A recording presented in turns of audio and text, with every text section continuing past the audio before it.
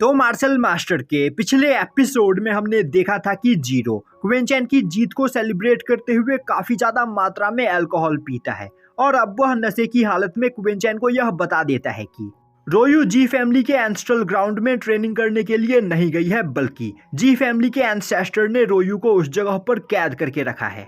यह सुनकर क्विंचेन को काफी ज्यादा गुस्सा आता है, पर वह अपने गुस्से के ऊपर काबू करते हुए वहां पर 3 दिन पूरे होने का इंतजार करने लगता है।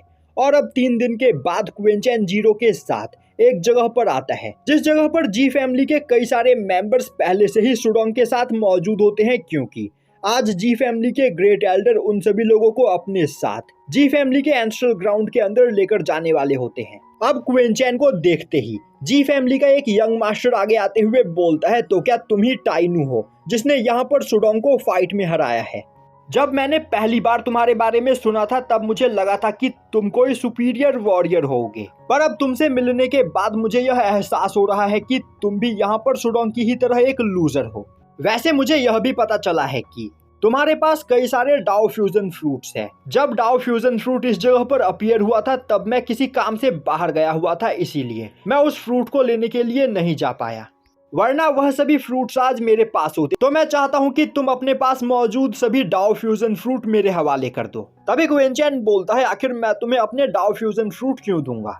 यह सुनते ही वह पर्सन जोर जोर से हंसने लगता है और बोलता है, बेवकूफ, मैं जी फैमिली का यंग मास्टर हूँ और तुम जी फैमिली के द्वारा पाले गए एक कुत्ते, और मेरे जी फैमिली के एल्डर्स तुम्हें अपनी जी फैमिली के अंदर बस इसीलिए शामिल कर रहे हैं जिससे तुम हमारी जी फैमिली की गुलामी कर सको।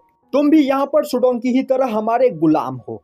तुम बस एक कुत्ते हो जिसे हम जब भौंकने के लिए बोलेंगे तुम भौंकोगे, और जब हम तुम्हें काटने के लिए बोलेंगे तुम काटोगे। तो तुम्हें अपनी औकात नहीं भूलनी चाहिए। यह सुनते ही जीरो गुस्से में आगे आते हुए बोलता है, जी रुआंग, बकवास करना बंद करो। तुम ब्रदर टाइनू के बारे में अभी यहाँ पर कुछ भी नहीं जानते हो। तभी जी रुआंग बोलता है, अगर यह टाइनू हमारी फैमिली का कुत्ता बनना नहीं चाहता है तो अभी यह यहाँ से जा सकता है। इसे हमारे फैमिली के एंसेस्ट्रल ग्राउंड में जाने की कोई जरूरत नहीं। तभी क्विंचेन बोलता है, तुम कहना चाहते हो कि मैं जी फैमिली का कुत्ता हूँ और तुम यहाँ पर जो बोलोगे मुझे वह करना होगा, और तुम चाहते हो कि मैं अपने पास मौजूद सभी डाओ फ्यूजन फ्रूट तुम्हें दे दूँ।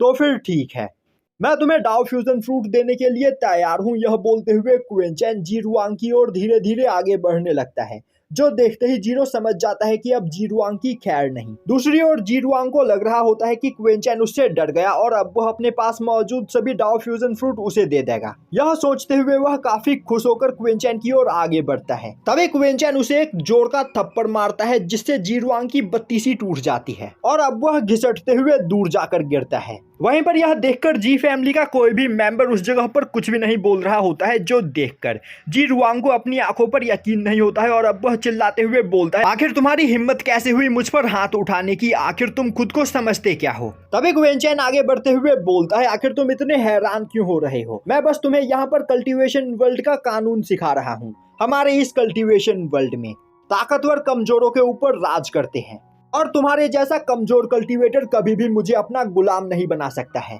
यह सुनते ही जी रुआंग गुस्से में अपनी पावर को रिलीज करते हुए क्विंचेन के ऊपर अटैक करने के लिए आगे बढ़ता है, पर क्विंचेन उसके अटैक को डॉज करते हुए उसके पैरों को पकड़कर उसे उठाकर पटकने लगता है और अब वह उसे घुमाकर दूर फेंक देता है। तभी जी रुआंग उड़ते हुए आकर सीधा ग्रेट एल्डर के पैरों में गिरता है। अब ग्रेट एल्डर को देखते ही वह ग्रेट एल्डर से वहां पर मदद मांगने लगता है। तभी ग्रेट एल्डर गुस्से में बोलते हैं, बेवकूफ, अपनी लिमिट में रहो। तुम्हारी कंप्लेंट सुन सुनकर मैं यहाँ पर परेशान हो गया हूँ। यह बोलते हुए ग्रेट एल्डर जी रुआंग को इग्नोर करते हुए वहां से आगे बढ़ जाते हैं और अब ग्रेट एल्डर बोलते हैं, आज इस जगह पर जी फैमिली के सभी मेंबर्स जी फैमिली के एंसेस्ट्रल ग्राउंड में जाने के लिए इकट्ठा हुए हैं, जिस जगह पर जाकर वह कल्टीवेशन करके अपनी पावर को बढ़ा सके।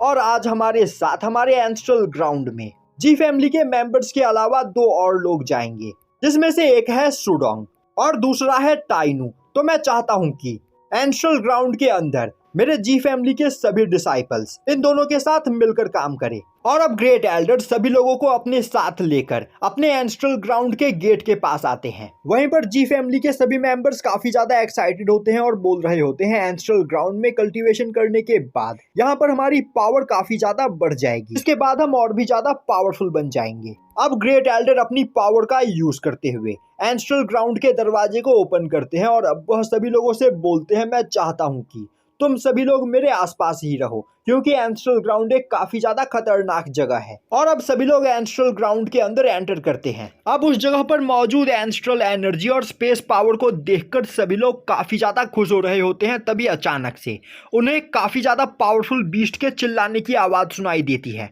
जिसे सुनते ही सुडोंग काफी ज्यादा डर जाता है। तभी ग्रेट एल्डर बोलते हैं, जी फैमिली का एंस्ट्रल ग्राउंड एक फॉरबिडन एरिया है और इस जगह पर कई सारे पावरफुल ब्लड बीस्ट रहते हैं, तो मैं चाहता हूँ कि तुम में से कोई भी अकेले इस एंस्ट्रल ग्राउंड को एक्सप्लोर करने के लिए ना जाए। मैं चाहता हूँ कि तुम लोग हमेशा इस जगह पर ग्रुप में रहो, वरना तुम्हारी जान को खतरा हो सकता है। और तो और इस जगह पर कई सारे ट्रैप्स भी बिछे हुए हैं, तो अगर तुम किसी ट्रैप में फंस जाते हो तो मैं तुम्हारी कोई भी मदद नहीं कर पाऊंगा और तुम उसी जगह पर मारे जाओगे। दूसरी ओर क्विंचन काफी ध्यान से उस जगह को देख रहा होता है। वहीं वह सोच रहा होता है कि पिछले 300 सालों में यह जगह यहाँ पर काफी ज्यादा बदल गई है, तो मुझे यहाँ पर सावधान रहना होगा क्योंकि यह एक सच में काफी खतरनाक फॉरबिडन एरिया है। अब ग्रेट एल्डर सभी लोगों को अपने साथ लेकर एक टावर के पास आते हैं और अब वह उस टावर की ओर इशारा करते हुए बोलते हैं, तुम सभी लोगों का इस जगह पर बैप्टिज्म होगा और इसके बाद ही तुम इस एंस्ट्रल ग्राउंड को एक्सप्लोर कर सकते हो। दूसरी ओर क्विंचन काफी ध्यान से उस टावर को देख रहा होता है और अब वह सोचने लगता है, पिछले 300 सालों में इस टावर की पावर यहाँ पर पहले से भी कहीं ज्यादा बढ़ गई है, तो यहाँ पर कल्टीवेशन करने से सच में मुझे काफी ज्यादा फायदा हो सकता है। और यहीं पर यह एपिसोड खत्म हो जाता है।